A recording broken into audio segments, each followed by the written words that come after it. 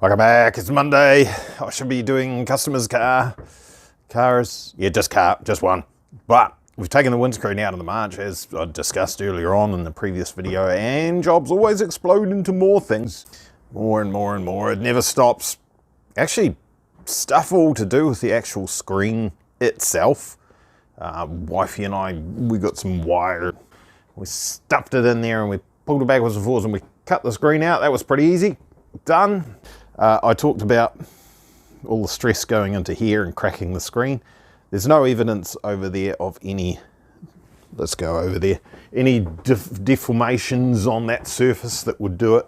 There's no bumps, no doinks, no sharp things, nothing like that. So I think that's pretty much what's happened, is just all the loads come up through here and it's just bent it in this general area and broken screen. So we added these in. Here's the other one. I showed you the other side that I'd made. This one's done, and I made these little nice light aluminium brackets to hold the dash, so that's all nice and secure. And then I'm seeing this fan here and I'm thinking, is that really the best way to do that? I reckon I can chop like a foot of that rubber hose out just by taking that fan off the firewall, turning it 90 degrees, stuffing it straight into this aluminium plate that I've got here for where the heater box normally goes. Delete this piece of hose and shorten this piece of hose up heaps. A little bit of weight there, a little bit more reliable probably, because we don't have such a great big length of hose dropping down like that. That has actually pulled off the other end once or twice. Not a big deal, it just means you don't have the nice cold air in your face. So I'm going to do that. I wasn't going to add, because I did those door gussets, I wasn't going to add a gusset in here. I've booked the new to the car, thanks to Ben from Trade Me. That's happening tomorrow, so I've got a bit of time to put a gusset in here. And obviously, other side, might as well, it's going to weigh 600 grams or something, but who cares, whatever. Oh, it's on the bench, look. I've chopped all this plastic out of the dash that we didn't really need. That's 1.5 kgs there, so we'll probably still end up overall with our extra gussets in the car marginally lighter, but a whole lot stronger. They came out all right. Well, that one did. This one's not as pretty. That one came out totally fine, looks good, should add quite a bit more strength. It actually transfers these loads into the next piece of panel that's down there. There's a join that we can't see. Oh, if I zoomed in heaps, it's through that hole. There's actually, that's a separate piece of steel down there compared to the actual A-pillar. So that one came out really nicely. As I was welding this one, I realized the feng shui wasn't quite there on the curve. It's not quite right. Not too stressed, because it's not quite right anyway, right? Because it's done in two pieces. It's pretty obvious that that's been added on afterwards. So, hey, it's never going to be a beautiful thing. We're just about done. We'll get the screen in this thing. I'll put the doors back on it. It's good to go. Just like that. We're at Hampton Downs, we're at Chrome. And we've gate crashed our mates at Link. I can imagine it being pretty. And we're just borrowing their marquee, get out of the sunshine and all that sort of carry on. Got the March, the mighty March parked out the front here. There you go there, but a little, not much of a crowd there at the moment, just one. We've got Rob from Link, we've got Jace Brown, Jake, we've got Mitchell, some random customers, hope they don't mind. I broke it. Can't tell you how badly it's broken just at the moment. Haven't figured that out, but I don't think it's anything really bad, but it's broken and it's not going to go again today. Probably not tomorrow either. I'll see. I might bring some pieces along just in case and we'll throw them at it and see what happens. But we've lost cylinder number 6. Number 6 has left the chat. It appears to have compression, or at least some. It makes noise if you crank it over without the spark plug in there. It's definitely not firing. It's got spark and it's got fuel. So interesting. But we can show you exactly where it went wrong thanks to the magic of our G5 logging systems in there. I'm not going to do the whole screen thing properly here. The track side, you can see the speed was reducing there. This is me coming in off the track, and this is basically we're in pits at this point. It was running perfectly out on the track. You can see the lambda values are following quite closely there, quite good. And we get to where our data line here is, and it all turns to rubbish. And we lost number 6. he just is not working no more for whatever reason. So spark plug's been out, it's been cleaned, it's back in, coils have been tested, injectors, the injector is clicking, and the injector could be stuck wide open, dumping a whole heap of fuel in there. I can't pull them out, trackside, clean them. It's actually, I've got to take the inlet manifold off to get the injectors out, so it's going to have to be done at home. I'm not going to try and do it tonight, so that's that for this weekend. No big deal. Brett got his ride in the car, he was impressed, he was happy. My hands are a little bit sore anyway from what I was up to yesterday and driving the car today, so that's fine. It's great weather, so we'll just enjoy the atmosphere of the whole event. Maybe see if we can get a ride in something McLaren or something like that. So yeah. Rightio, where were we at? I was talking about car being broken and trying to figure out exactly what was going on with that. Now this is weird. Some of you might say you've seen it before, or you might have a logical answer for it. I don't. It's just weird. It was the spark plug. Just a spark plug failure. Now that's easy to fix. That's easy to find and diagnose and all that sort of carry on. So it was working perfectly fine at high loads. Totally fine. Mixtures were within 0.003 of each other. They're absolutely, totally fine. Out on track at high loads. Come back into the pits and drop down to idle and one cylinder drops off. And you'd say that's got to be a fault with the cylinder because spark plugs fail under load, not under light load. And so I was busy chasing things there. Couldn't do a compression test there, but started up without spark plug in there to get an idea. It seemed all right. Looked at many things and was like, this is weird. It's looking like a spark plug, but it cannot be. But in the end, I gave up and I took the spark plug out and put it into another hole, and the problem followed the plug. Whatever. So, car on trailer, it's the end of the day anyway. Car on trailer, we'll go home. I'll throw some new spark plug. Could do just one plug. Or plugs. Put some new plugs in it.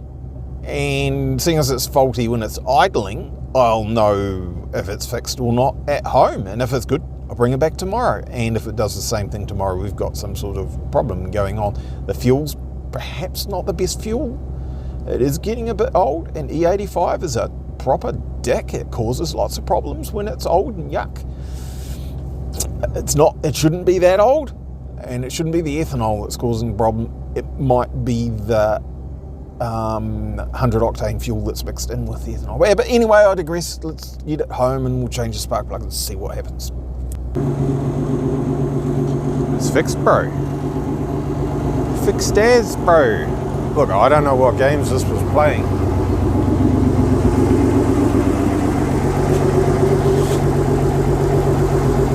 I don't know about spark plugs that work perfectly under high load but don't idle. That is bizarre, but there you go. So I did literally just put with one plug in for now, at least. I can't give it big revs here, but seeing as idling was the apparent issue, I'll let it idle, get up to 10.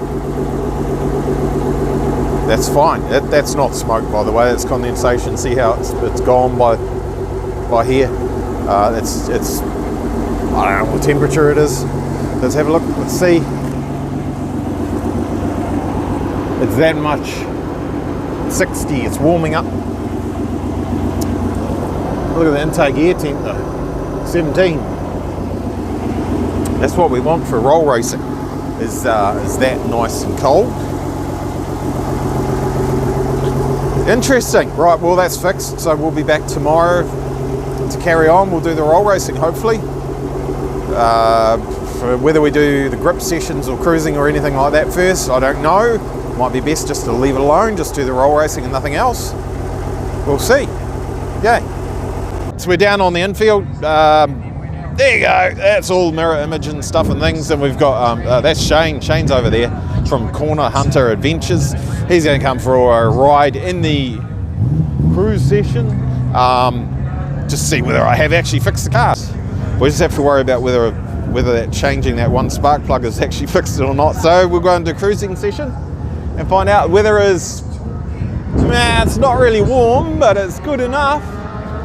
He needs to pay attention, we better go. Sorry if there's a lot of background noise or wind noise or whatever. Elected not to do the grip session. No reason other than let's just give the car a rest and do the roll racing. That's what I'm focusing on. We'll probably get knocked out in the first round. That's how it goes. Just decided to have a wee wander around. So I'll flick the camera around and you can have a look at what's here. Fancy drift cars. I'm not sure what the deal is there. Those guys have got a Link marquee, but they're not Link. Maybe they bought it or it's been sponsored or whatever. And these are all VIP parks here. Very important peoples. You get to jump to the front of the queue and you get better parking and stuff and things. Oh, this has apparently got a V6 in this. Apparently I'm supposed to come and have a look at it. There you go. America. How's it going? That's not a V6. Someone was lying to me. Of course it's a V8. I bet that sounds and goes good. Not too many of these kicking around New Zealand. Maybe one or two that I know of, and there's a couple of saloon type versions of, you know, the actual NASCAR rather than, is it NAS truck? Do they call these NAS truck? Yeah, so he was saying, in case you missed any of it, it's been in the country a little while and they're just having a little bit of trouble, shall we say, getting it track legal through Motorsport New Zealand, just due to construction of the cage and materials and all that sort of carry on. Just hoop jumping, political stuff and things. 750 horsepower apparently. Pretty cool though. Right, thanks mate. I'll keep walking around. Yep. So there's that. Let's go see if we can find these the Super Lap fellas. I don't know if there's even anyone there. They're supposed to be over here somewhere. Wandering around here. Oh look, media, filming media. Oh look at that. Well, these guys are here to change tyres for the drifty boys. I'm assuming. Maybe, maybe not. Might be just here for their own stuff and things. We know these guys. We know these guys. Let's go and see these guys.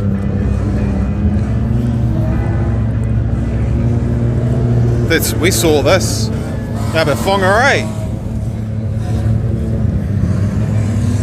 We didn't see that at Whangarei. Is this a four-seater? It is a four-seater drifter. But look at that. He's doing drift experiences. Ah. No, I'll probably be sick. Rightio. There's bloody cars everywhere. Supra. Is that a Supra? There's a Heltec van. There's not two. I don't think there's any Super Lappers over there, to be honest. There's the banner. Oh, no, I'm wrong. I'm lying. There's a... Oh, they might be out. They might be out and about. Oh, rotaries? Nah, probably not. Don't know where they are. Right, back to the tent. Back where it's a little bit warmer in our Link ECU marquee here. Got the laptop out, downloaded the logs from the cruising session to see how naughty I had been. Some cool things to see in here. I should really do this at home so you can do the live screen thing.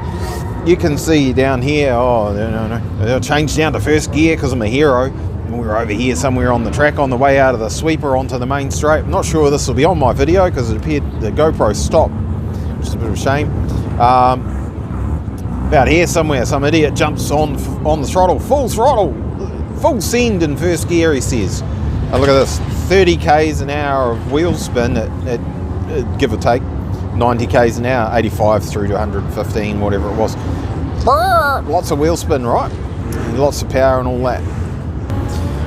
So good for a giggle. But stuff and things, modern technology and stuff, you can set up controls for that and use your GPS speed versus your wheel speed and actually control that and reduce the traction loss. If you actually want to go fast rather than just have fun, all those things are all available these days. It's pretty awesome. Right, so we've got roll racing coming up. It's a couple of hours. Oh, wait. That fella. Too Soon Junior. Oh, sorry, filming people that might not want to be filmed. We want to race him. Don't know if we will or not. Apparently he's got a new motor and is on running in tune, and that might give us a chance, eh? I think someone said something about 500 kilowatts, I'm not sure. He'd probably still beat us, but we'll have a go. It'll be fun. Lots of noises. So many noises. I believe we're staging for roll racing. So the March has been running last 5 minutes, 10 minutes, just warming it up. It appears to be some vehicles moving in the general direction. So let's go. Oh, look at that big bald head. What a stitch up. So we've done one practice thing, and the car that was paired up against probably the fastest car here, Deceivin R32 GTR with zillions of horsepower. You can just see his headlight in the background there as you do the lap and you come back around to staging. Suddenly he's not in the left lane anymore, not paired up against Deceivin anymore. And guess who's been stuck up against the fastest car again? So it's absolute stitch up, and I'm not having it this time. It's happened too many times. So my car won't start. What a shame. It won't go. We're going to have to push it aside, and then it's going to miraculously start later on, midfield. So take that for shenanigans. He's too chicken to run in the place that he was, that he ended up in. The luck of the draw, so to speak. He wants to manipulate the luck of the draw. I'm not having it. I think that's crap. Monday morning now, back in the lab. The car drove there by itself. The last footage that I filmed at Hampton Downs, I'm not sure if you're going to see it or not. I was a little bit, wasn't horribly grumpy, just a bit disappointed and kind of sick of the crap. Just made the call. You're going to see it. So, and we'll move along from that. And what happened from there? There's a bit of GoPro footage, might not piece it all together. What happened from there is I literally just drove the car forward and parked it on the side of the track and said, I'm not running. I can't be bothered with that. It should be luck of the draw, and it's happened several times. If you go back through the footage from roll racing, there's at least 4 times that I can think of off the top of my head where people have decided, oh no, they don't want to race that car because it's too fast and I'll get beaten. So they dodge the bullet and go somewhere else. The thing is, when they dodge that bullet, someone else has to take it for them. And I think that's BS. I'm not having to go at the way it's organised or anything, but I have spoken with the guys, and I've made it really clear that I'm not mega shitty or trying to run them down or anything like that, and I don't know if I could do it any better, but I think maybe we probably need to have numbers in a hat and pull the bloody numbers out, and that's where you're running, and then you don't get to shift your position in the line from there, because these guys that go and hide in the pits so that they don't have to race the fast car, so someone else has to do it so they get a better chance of getting through to second or third at the end of the night. That's bullshit. It's utter bullshit. And I know they do it with night speed drag wars and all that, but as far as I'm concerned, that's really poor, shitty, dirty, low-life racing. It's not in the spirit of having fun, and I don't know, is being a gentleman a thing these days? Do we have honour and integrity and stuff, or are we just tie people's shoelaces together before the race so that you can win and all? That's where it's at. That's that. Anyway, we'll move on for that. That kind of ruined 5 or 10 minutes of my day. I was a little bit, this is fucking dumb, excuse the language. So, and one of the guys, they're trying to sort it out. One of the officials come over and said, oh, what's the story, And so I just said, I'm just not going to run, can't be bothered with this shit. And wondered how am I going to get the car back to pits? And so I had to wait till all the races were done, and then I could get the car back to the pits. So I said, I'll just run against him, whatever. I'll just run against Deceivin. And unless he misses a gear or something like that, we're done, we're out, first run. So we get 1 practice, 1 run. I was really looking forward to running on the international track, and old mate in his Evo, whether he put himself there on purpose or whether he was directed there, I could show you the footage. I was definitely had no choice. I was directed to park next to Deceiving. I was told that I could have parked on the side of the track and waited and all this sort of carry on, but that's not how it's done, in my opinion. You do it when you're bloody told, and you don't play shenanigans. You just luck of the draw and you just run. So that was roll racing, pretty much scuttled. Deceiving beat me. What a surprise. And that's it. So you go back to the pits. Looked at the logs and stuff. Turns out he did a 75 kilometre an hour roll. Yeah, I did 60 and it crept up to 66 when I raced against James because he went way too slow the previous time the racing. This was back at GTR Festival, so now I'm not sure what Mr. Deceiving, what his name is. Possibly wasn't deliberate, it was downhill, you know, so 75k an hour, so we're going faster and faster. We might as well just call it 100k an hour rolls, and then I can start in second gear, it'll be more fun. But whatever, it is what it is. So we did that, parked it up, had a look at the logs and stuff, and we could see wheel spin versus GPS speed and all that sort of stuff. So it was all just focus on the whole technical side of it and put a smile back on my face and move along. And then the cruising sessions came along, so I took all the boys from Link for a ride. So over the course of this weekend, we actually had 5 people go for a ride in the stupid little car there, and the GoPro didn't really do what it should have done. Actually, no, the GoPro did exactly what it should have done. The driver didn't manage the GoPro successfully. We've only got footage from one of the cruising sessions, but it doesn't matter. Car's great. It should be footage. It had a spark plug that left the chat on Saturday. It was bizarre, but anyway. So I put a spare spark plug that I had in, which was a heat range of 7, and that was fine until the last cruising session, and then we got a misfire starting. It definitely had a misfire and it was hot, and when it cooled down it's good, it's fine again. So it's just spark plugs. So we're doing all right. Don't say it. You guys, if you're smart, you'll piece together what I was going to say, and I'm not going to say it in front of that. But what I will say is all we need to do is put some new spark plugs in it and it'll be good to go again. However, we have got other things to focus on. The poor R33 GTR and the poor 300ZX and the poor other 300ZX and a couple of engineering things and so